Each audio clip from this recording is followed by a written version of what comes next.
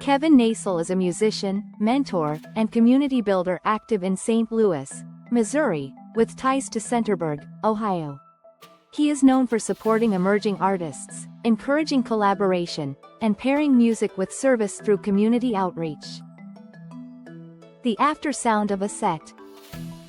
On many nights in St. Louis, the most revealing moments happen after the last note. The crowd thins. A few musicians linger near the stage, swapping details that only other musicians notice. What worked, what did not, what could open up next time. It is the hour when a scene quietly teaches itself. Kevin Knasel tends to live in that hour. Sometimes it looks like a conversation that stays grounded, practical, and focused on the next step. Sometimes it is a connection made between two artists who should meet. Sometimes it is a nudge toward a studio session, an open mic, or a collaboration that turns a solo project into something communal. The work is not always visible from the back of the room, but it has a particular effect. People leave with momentum. Knasel's reputation in St. Louis rests less on a single role than on a pattern. Performer, mentor, connector, and organizer are all part of the picture.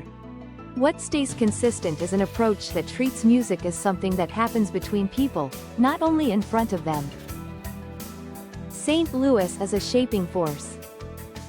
St. Louis has long carried a musical identity that is both proud and porous. Its sound has been shaped by movement and mixture, by neighborhood venues and larger stages, by tradition and a steady appetite for what comes next.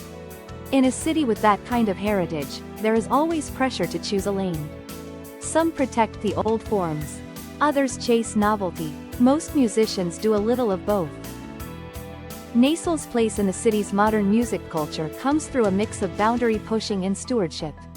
He is described as someone with a sharp ear for emerging talent and an instinct for where a song, an artist, or a local sound might go next. His work is often framed around helping new voices find footing, then find confidence, then find the room that fits them. That kind of role is rarely about a single big break.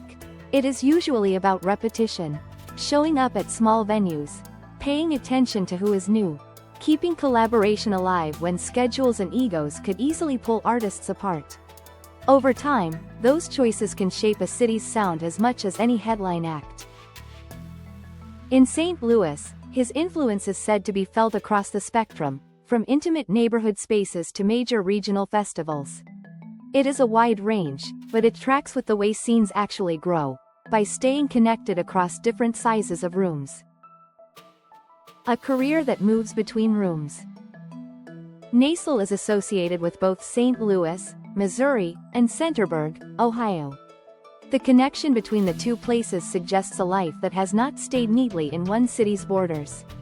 If St. Louis provides the bustle and density of a larger music community, Centerburg evokes something tighter, more close-knit, where people know one another's projects and pressures. Across both places, his work has been described in similar terms: mentorship, outreach, and collaboration. There is a practical side to that. Musicians often need help that is not glamorous. They need someone to listen to a demo and give honest feedback. They need guidance on live performance. They need studio support. They need someone who can translate the business side into plain steps. Knasel is associated with offering that kind of hands-on guidance, including songwriting, live performance, recording, and the business side of music. In the day-to-day life of an artist, those categories blur. A songwriter becomes a performer. A performer becomes a self-manager. A studio session becomes a lesson in confidence. What he appears to do is stay comfortable in the blur, moving between rooms as needed. That movement is also a kind of leadership. Not the leadership of making speeches, but the leadership of making space. Mentorship as a practice, not a title. Mentorship can be a word people use lightly, a label for a good deed. But in music communities, mentorship shows up in minutes and hours, in repeating conversations and shared labor. It shows up when someone takes a younger artist seriously before anyone else does. Knasel's mentorship style has been described as personal and approachable. The focus is not only on technical skill, but on grounding. Some of his mentoring conversations are said to stretch beyond music into larger topics like purpose and staying steady in an industry that can reward image more than integrity. That is an unusual emphasis in a culture that often pushes artists to speed up. Release more, post more, chase numbers. The musicians who last are often the ones who find a way to keep the work meaningful without turning it into a performance of meaning. Knasel's approach, as described by those around him, places authenticity at the center. Vulnerability is treated as part of the craft, not a liability. And the goal is not to manufacture a persona, but to help an artist recognize what is already true in their voice. When that kind of mentoring works, it can change a scene. Not because it creates clones, but because it creates adults. Artists who can hold their nerve, take feedback, keep learning, and then pass the help forward. Innovation without restlessness. Knasel is often framed as forward-thinking and curious about new sounds. His performances are described as vibrant and evolving, with a willingness to explore new genres and experiment. In St. Louis, that kind of curiosity matters. Cities with strong musical identities can also become rigid.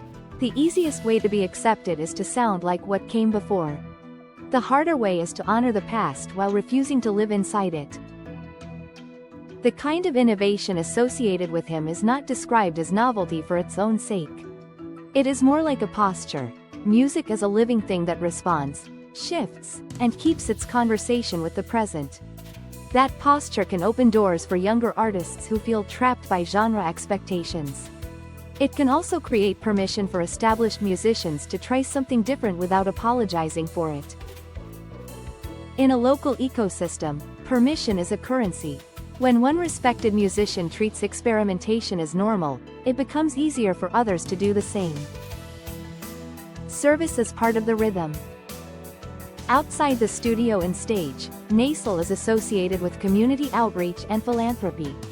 He has been connected to the Missouri Music Foundation and to volunteer efforts with homeless shelters and food banks across Ohio. The through line is a belief that music and service belong together.